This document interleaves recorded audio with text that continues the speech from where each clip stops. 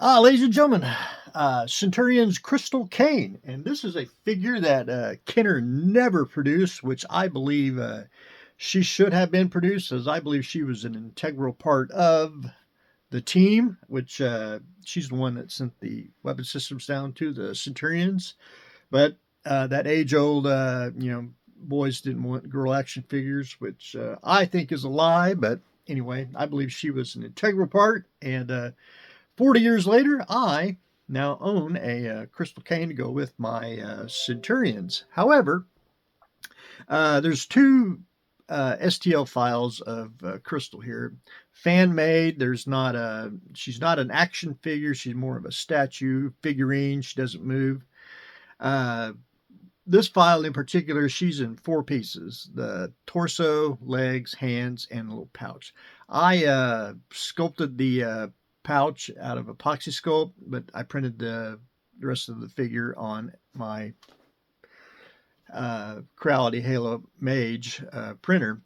I believe the file, I didn't notice it when I was slicing everything. I believe she was supposed to lay flat because she does have a lot of flat spots on here, which if you really wanted to get in and sand it down and putty it, you can. I, however, just patched up a few little places because she's basically just a display piece to go with the figures, and I think she scales well with them, and not going to be played with, so I don't need to worry about the back.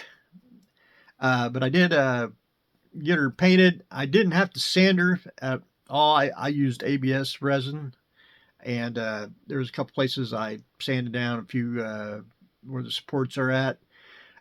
Painted her in a enamel primer. If you see the gloss blue, primed her and then went back in with acrylics on top of that and painted her vest, which is a light gray, white. She's a orange redhead, and tried to get her close to a cartoon. Not a complete portrait, but a cartoon face, like you would with the the Kenner faces. Just trying to keep it simple, and with the aesthetic of the Centurion cartoon. Anyway, very fun. Maybe someday I can chop her up and make her a figure. But for right now, I think she really goes well with the Centurions as a good display piece. She was supposed to round out my Centurion kick, but however, I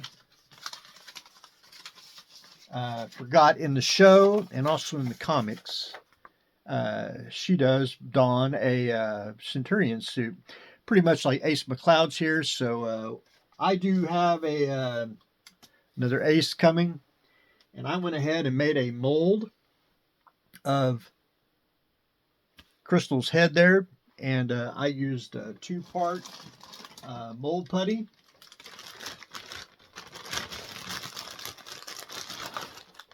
Just sculpted it around her head, and then basically cut it to get it off, made a split mold, and then I shoved it with an epoxy sculpt, 2-part putty that dries rock hard, and you got yourself a nice little portrait. My agenda is to cut the head off of Ace there and resculpt her. I did add enough of her neck, so I will resculpt her head to give her the suit here. So that'll be a simple, easy conversion. And then I thought I was going to be done with the Centurions with the added exosuit with Crystal. The U.S. came out with 4-issue miniseries of the Centurions in comic form. 4 issues. However, I did not know this, but the UK has a 10-issue series, and they have a evil Centurion with a guy that basically steals a exosuit and I guess equipment.